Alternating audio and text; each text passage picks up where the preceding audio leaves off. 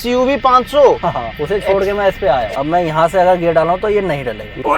तो तीसरा तो डल ही नहीं रहा इसमें। दूसरी चीज माइलेज इसका इतना बढ़िया है। लोग किडनी बेच के आईफोन खरीदते हैं, भाई ने आईफोन बेच के इसके खर्चे करने पड़ रहे हैं। देखो भैया, कंपनी भागने से बहुत बड़ा फर्क पड़ता है। अब आपको ऐसा तो नहीं लगता कि 3.5 लाख में ये गाड़ी खरीद के गलती करी? हेलो भाइयों, UB20 से आपका भाई अलावत वेलकम करता है एक और नए वीडियो में। और भाई हम में से बहुत सारे लोग हैं जो कि सेकंड हैंड गाड़ी खरीद लेते हैं और लोगों का बजट स्पेशली यही रहता है 3.5 4 लाख 3 लाख रुपए। और ऐसे में कई बार हम वो गाड़ी खरीद लेते हैं जो हमें परेशान कर देती है। देखो, एक गाड़ी मार्केट में उपलब्ध है जो कि बंद हो चुकी है, लेकिन सेकंड हैंड मार्केट से खरीद सकते हैं। ऐसी ही एक गाड़ी है ये फोर्ड की इकोस्पोर्ट, जो कि भाई बहुत पॉपुलर है, ना सिर्फ सेकंड हैंड मार्केट में बल्कि जब ये बिकती थी तब भी बहुत पॉपुलर थी। यही वो गाड़ी है जिसने सब कॉम्पैक्ट SUV सेगमेंट की शुरुआत की। पहले ब्रेजा, वेन्यू कुछ नहीं आता था भाई। जब ये गाड़ी आई ना, उसके बाद से कंपनियों ने देखा कि ये क्या गजब चीज है, उन्होंने भी ब्रेजा और दूसरी गाड़ियों को उतारा। अब जब ये कंपनी बंद हो चुकी है, ऐसे में अगर कोई फोर्ड इकोस्पोर्ट खरीदे तो भाई वो रोएगा या खुश हो जाएगा, मौज मनाएगा, आज इस वीडियो में आपको पता चलने वाला है। क्योंकि इस गाड़ी के ओनर हमारे साथ में हैं, जिन्होंने कुछ महीने पहले इसको यूज्ड कार मार्केट से खरीदा है। तो अपने भाई गौरव का हम वेलकम करते हैं। हेलो भाई। हेलो भैया, क्या हाल चाल है आपके? बहुत बढ़िया है। तो भैया गौरव, ये बताओ आपने कब खरीदी थी गाड़ी? ये भैया हमने इसी साल खरीदी थी। हमने 2024 में। 2024 में 3.5 लाख के आसपास की हमने ये गाड़ी खरीदी थी। ठीक है। और ये तब कितनी चली हुई थी? तब ये चली हुई थी 60,000 के आसपास। मतलब लेने के बाद हमने 15-20 हजार किलोमीटर चला दी। टोटल अब जो चली है ये 82,000 किलोमीटर चल गई मेरे साथ। आपने 15-20 हजार चला दी है और उससे पहले चली हुई थी लगभग 60,000 के आसपास। 60। अब आप पहले तो ये बताओ भाई, जब आप सेकंड हैंड कार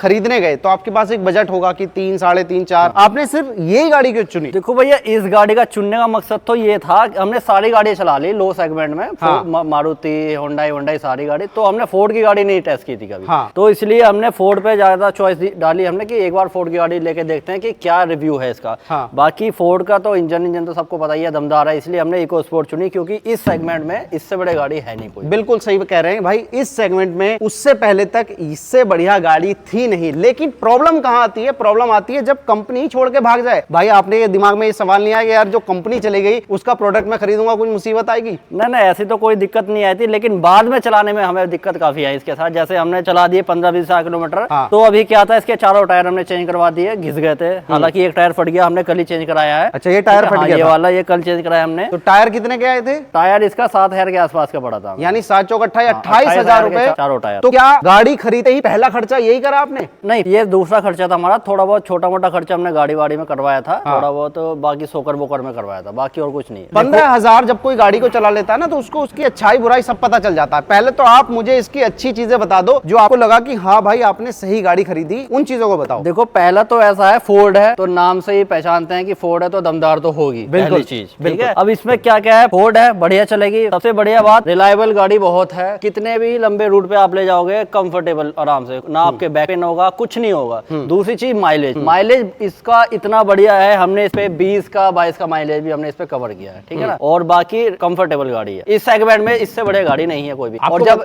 ये SUV सेगमेंट आया था तो तभी ये गाड़ी लॉन्च हुई थी, है ना। उससे पहले कोई ये गाड़ी थी नहीं कोई। बिल्कुल सही है कह रहे हैं। इससे पहले ये सेगमेंट होता ही नहीं था। सेगमेंट की शुरुआत ही इन्होंने की है। अब एक चीज आपको बता दूं, इसमें जो मिलता है ना, 1.5 लीटर का डीजल इंजन मिलता है। लगभग 88-89 हॉर्स पावर ये निकालता है और साथ में आपको 200 से ज्यादा का टॉर्क मिलने वाला है। 200 Nm के आसपास का टॉर्क मिल जाएगा। तो ये तो है इसकी पावर फिगर। और दमदार इंजन माना जाता है। माइलेज भी भैया बता रहे हैं कि 20 तक का माइलेज, जो कि लोग आजकल CNG गाड़ियों से निकाल रहे हैं, उतना माइलेज ये देती है। अब बात ये आती है भैया, इसको चला के आप कहां कहां ले गए, ये बताओ आप। इसको चला के हम भैया, वैसे तो देखो, हम इसको शिमला भी ले गए। अभी लद्दाख जाने का भी प्लान बन रहा है हमारा परसों को इससे जी। और बाकी लोकल में चलती रहती है। मतलब ये हमने 20,000 किलोमीटर चला दी जी। अब सवाल ये आता है, अच्छी चीजें सुन ली, क्यों खरीदा था ये सुन ली। अब बात आती है, क्या ये गाड़ी इन्हें अब रुला रही है? भाई अब ये बता दो, इसने कैसे परेशान कर दिया? क्यों? जो भाई कहां गया?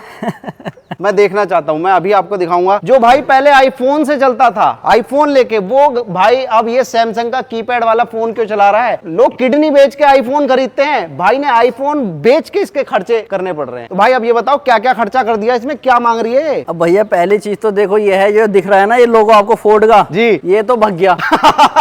ठीक है, तो उसके साथ साथ खर्चे भी मोटे हो गए। अब क्या था, अब इसके सोकर हमने इसके पार्ट्स मंगवाए थे सोकर के, तो उसको जब हमने ली थी फरवरी में, तब से लेके हमने मार्च में सोकर ऑर्डर कर दिए थे, तब से लेके तो अब तक आए नहीं है। तो पहली चीज तो ये है, देखो भैया कंपनी भागने से बहुत बड़ा फर्क पड़ता है, तो कि इसकी मार्केट हो गई है डाउन। कहने का मतलब सबसे बड़ी जो प्रॉब्लम आ रही है इनको पार्ट्स की आ रही है। पार्ट्स अवेलेबल नहीं है यार, और जो अवेलेबल है वो कह देते हैं आएंगे, नहीं आते। कितना समय हो गया आपको ऑर्डर? मार्च में ऑर्डर किए थे, अब देख लो मार्च, अप्रैल, मई, जून खत्म होने वाला है, 4 महीने हो गए हैं इनके पार्ट्स इनको मिल। भैया क्या बोलते हैं वो शोरूम वाले कि अभी स्टॉक नहीं है, माल नहीं आया है, ये है वो है, अलाना फलाना। ये तो हो गई पार्ट्स की दिक्कत। अब इस गाड़ी में क्या क्या कमियां आ रही है वो भी बता दो। बाकी देखो भैया, फोर्ड गाड़ी तो बहुत बढ़िया है, लेकिन इसका ना बुढ़ापा जो है वो कह सकते हो एक स्प्लेंडर की तरह ही है, बुढ़ापा बहुत बेकार है। तो अभी इसमें जो खर्चा आ रहा है मैं आपको बता दूं, मोटा मोटा भी जो इसका गियर बक्सा है ना वो अभी काम नहीं कर रहा, तो उसमें मोटा खर्चा है। और इसका फ्यूल इंजेक्टर भी दिक्कत कर रहा है ना, क्योंकि क्या होता है कई बार पेट्रोल पंप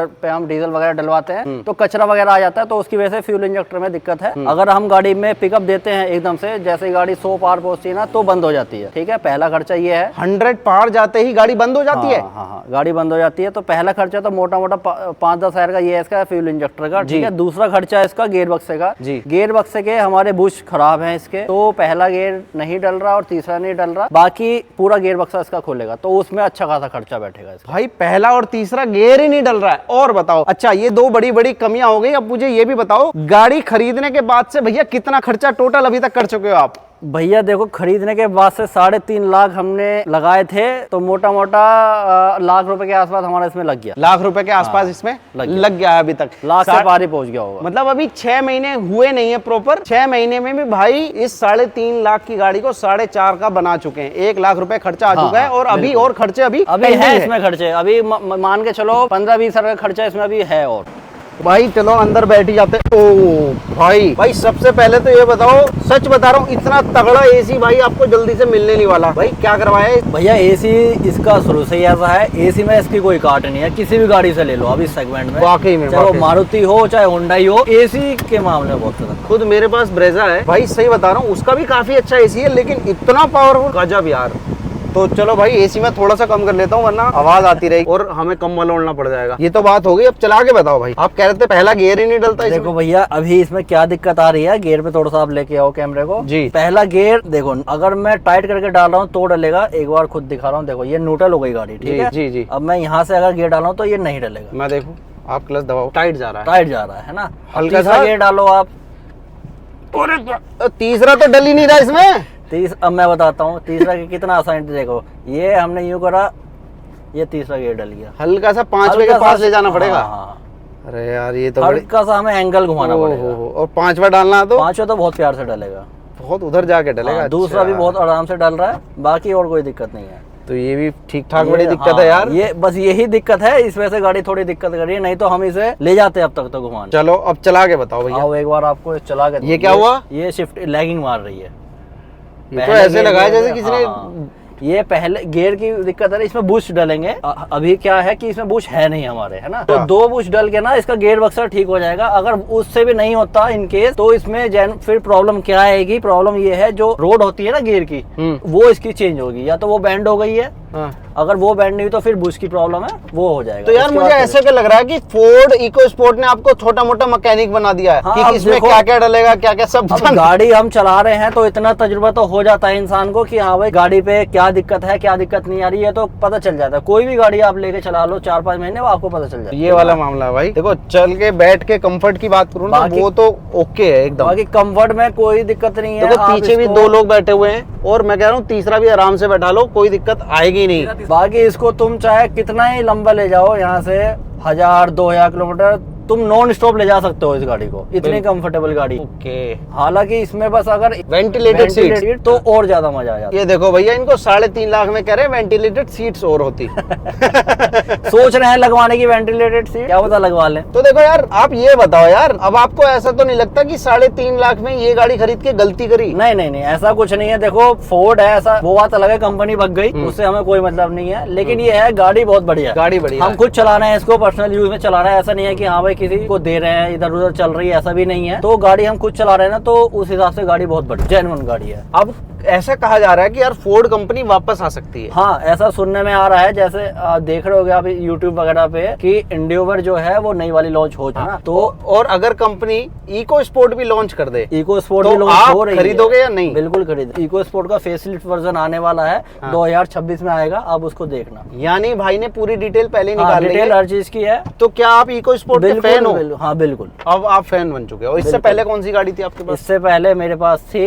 XUV 500। XUV 500। हाँ, उसे छोड़ के मैं इस पे आया। XUV 500 छोड़कर खरीदी 3.5 लाख की ये जबरदस्त गाड़ी है। हाँ, बिल्कुल। अरे वाह यार, XUV 500 छोड़ के लोग इको स्पोर्ट पे आ रहे हैं। वो क्यों बेच दी भैया? वो भैया ऐसा था, उस दिल्ली नंबर थी तो थोड़े से वो कागज भी उसके खत्म हो गए थे और उसमें खर्चे बहुत ज्यादा है। इसके तो कोई खर्चे नहीं है जितने उसके हैं। अब बात खर्चे की आई है तो ये और बताओ, इसकी सर्विस कितने में होती है?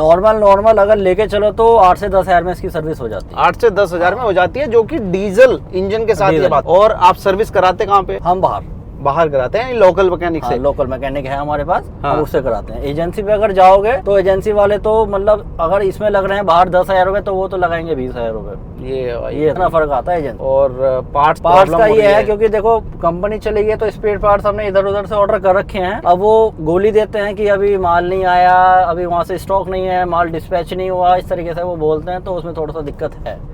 सस्पेंशन कैसा लगा? सस्पेंशन बहुत बढ़िया है इसका, कैसी भी सड़क पे ले जाओ, कैसी भी सड़क हो, बिल्कुल रिलायबल गाड़ी चलती है। बिल्कुल। राइड और हैंडलिंग तो भाई फोर्ड आप जानते ही हो, नाम से ही है। इंजन और रिलायबिलिटी बहुत ही बेहतरीन है। अब जो प्रॉब्लम आ रही है वो सिर्फ पार्ट्स को लेके आ रही है, वो भी आपको उसका रीजन पता ही है, क्योंकि टाटा बाय बाय कर दिया कंपनी ने, तो भाई पार्ट्स की दिक्कत तो आना ऑब्वियस है।